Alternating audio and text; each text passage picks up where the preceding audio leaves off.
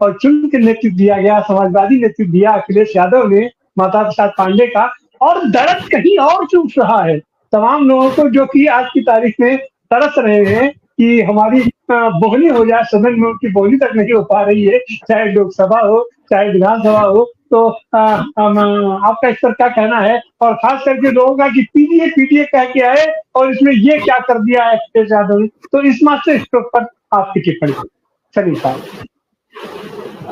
शुक्रिया डॉक्टर साहब, आपने सही कहा। फिलहाल भाजपा बहुत बड़ी परेशानी में है, और इस स्ट्रोक से तो बहुजन समाज पार्टी भी परेशानी में आ गई। तो इस घटना को आप जो है वो अकेले नहीं देख सकते। अब अभी जो राजनीति चल रही है, इसमें अखिलेश यादव और राहुल गांधी, ये जो है वो डबल इंजन सरकार पर डबल प्रहार किए जा रहे हैं, और ये उनके लिए आप समझ लीजिए कि डबल ट्रबल बन गए हैं। सड़क से लेके संसद तक और राजनीति से लेके कूटनीति तक, हर जगह ये दोनों जो है वो भाजपा को परास्त कर रहे हैं और मात दे रहे हैं।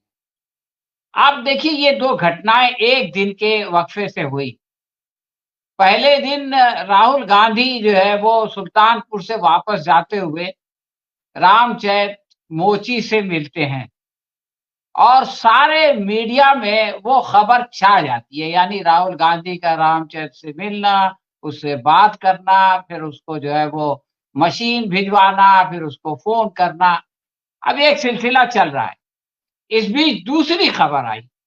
दूसरी खबर ये थी कि अखिलेश यादव ने माता प्रसाद पांडे को जो है वो नेता प्रतिपक्ष बना दिया। यानी आप समझ लीजिए कि समाज के एक किनारे पे जो है वो रामचरित खड़ा है, और दूसरे किनारे पर जो है वो माता प्रसाद पांडे खड़े हैं, और उन दोनों के बीच में राहुल गांधी और अखिलेश यादव ने जो है वो एक सूत्र का काम कर दिया। उन दोनों को जो है इन लोगों ने मिला दिया, एक सूत्र में ढाल वो करके पिरो दिया।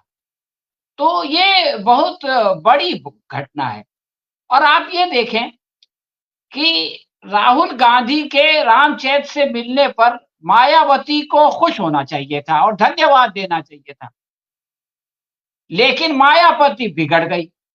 इसी तरह से माता प्रसाद पांडे के नेता प्रतिपक्ष बनने पर भाजपा को जो है वो समाजवादी पार्टी का अभिनंदन करना चाहिए था कि चलो भाई, हम नहीं, बरसों से इनकी सरकार चल रही है, किसी ब्राह्मण को जो है इन्होंने मुख्यमंत्री नहीं बनाया। कांग्रेस के जमाने में तो एक के बाद एक कई बने। समाजवादी पार्टी का मसला है इसलिए कि वो जो पिछड़ों की पार्टी है। लेकिन भाजपा को क्या हो गया? भाजपा ने क्यों किसी ब्राह्मण को जो है वो मुख्यमंत्री नहीं बनाया? इस सवाल का जवाब भाजपा के पास नहीं है। और अब जबकि अखिलेश यादव ने माता प्रसाद को बना दिया, तो ये लोग की परेशानी शुरू हो गई, और ये लोग जो है वो ऊटपटांग बातें करने लगे कि पीडीपी क्या होगी वगैरह वगैरह।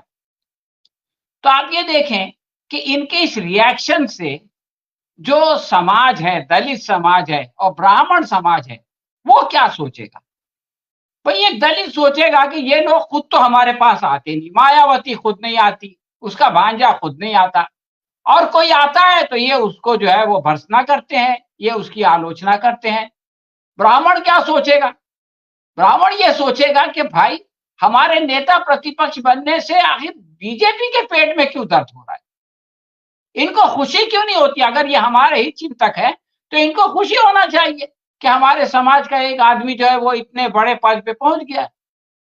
तो इस तरह से आप ये देखें कि ये लोग खुद अपनी पैर पर कुल्हाड़ी मार रहे हैं। और एक बात है कि एक विनिंग कॉम्बिनेशन कांग्रेस के पास था, जिसमें ब्राह्मण थे, मुसलमान थे और दलित थे, लेकिन समय के साथ वो बिखर गया। हुआ ये कि कांशीराम आए, दलित उनके साथ चले गए, और बाबरी मस्जिद का मामला आया तो मुसलमान जो है वो कांग्रेस छोड़ के समाजवादी में चले गए, और कांग्रेस के पास कुछ बचा ही नहीं। तो अब जो है वो उल्टी घड़ी का कांटा उल्टा घूमने लगा है। जब बीएसपी ने कहा, ब्राह्मण भी बहुजन समाज पार्टी की तरफ चले गए, इसलिए कि उनको लगा कि कांग्रेस जो है सिर्फ उनके समर्थन से तो जीत नहीं सकती। अब ये हुआ कि जब बहुजन समाज पार्टी जो है वो बीजेपी के करीब गई, तो पहले तो मुसलमानों ने उससे पल्ला झाड़ा और फिर ब्राह्मणों ने सोचा कि अगर जो है वो बीजेपी की समर्थन ही करना है, तो बहुजन समाज पार्टी के हाथी पे चढ़ के क्यों करें? क्यों नहीं डायरेक्ट जो है वो कमर पे छप्पा लगा दें? तो बहुजन समाज पार्टी का आधार आप ये देखें कि अब बिखर रहा है और अब जो है वो राहुल गांधी जो है वो दलितों की तरफ भी जा रहे हैं। अभी आपने इशारा किया सरोज को उन्होंने लिया। इसमें खास बात ये है कि 7 नियुक्तियां हुई हैं। ये जो लोग कह रहे हैं कि पीडीपी को जो है वो छोड़ दिया, तो सिर्फ एक नियुक्ति नहीं हुई और एक माता प्रसाद पांडे को छोड़कर बाकी 6 लोग जो है वो पीडीपी के हैं। उनकी बात कोई नहीं करता। 7 में से एक ब्राह्मण है, तो इसमें कौन सी बड़ी बात है? आप भी सब लोगों को नुमाइंदगी दीजिए। अब देखिए बीजेपी को कहना चाहिए था कि भाई 2-2 मुसलमानों को क्यों जो है वो इतने बड़े-बड़े पद दे दिए गए। एक को जो है वो बोर्ड ऑफ ट्रस्टी का चेयरमैन बना दिया गया, दूसरे को चीफ व्हिप बना दिया गया। व्हिप का जो है वो तर्जुमा हेंटर होता है, तो उसको हेंटर थमा दिया गया। लेकिन ये इस बात को बोल नहीं सकते, इनको शर्म आती है कि जिस समाज को हमने जो है वो ढकेल के राजनीति के हाशिए पे पहुंचा दिया था, आज वो बीच सेंटर में आके खड़ा हो गया। तो इसलिए वो जो है वो मुसलमानों के बारे में कुछ बोलने के बजाय जो है वो माता प्रसाद पांडे के बारे में बोल रहे हैं। देखिए ये लोग खुद जब ये काम करते हैं तो इन्होंने एक बहुत अच्छी जो है उसके लिए टर्मिनोलॉजी निकाली हुई है। उसका नाम है सोशल इंजीनियरिंग। ये कहते हैं कि देखो कितनी अच्छी हमने सोशल इंजीनियरिंग की। लेकिन जब विपक्ष यही काम करता है तो ये लोग कहते हैं कि भाई ये धोखाधड़ी हो रही है। ये लोग कहते हैं कि ये अवसरवाद हो रहा है। ये लोग कहते हैं कि ये तुष्टीकरण हो रहा है। तो ये तो अजीब बात है यार कि तुम खुद ये करो तो सही है और दूसरा ये करे तो ये गलत है।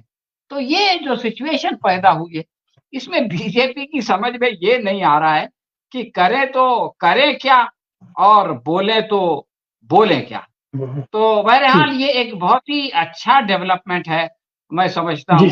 और इस डेवलपमेंट का फायदा ओवरऑल हमारी जो पॉलिटिक्स है उस पर बहुत अच्छा पड़ेगा। आखिर में एक और कमेंट मैं करना चाहता हूँ। अभी जो है वो मनोज पांडे का हवाला दिया गया था। 2 ब्राह्मण विधायकों ने जो है वो बगावत की थी, यानी राज्यसभा के चुनाव में बीजेपी के ऊपर जो है वो बीजेपी की मदद की थी। और अभी 3-4 दिन पहले का बयान है अखिलेश का कि जिन लोगों ने गद्दारी की है उनको सजा दी जाएगी। इसका मतलब यह है कि उन दोनों पर एक्शन लिया जाएगा।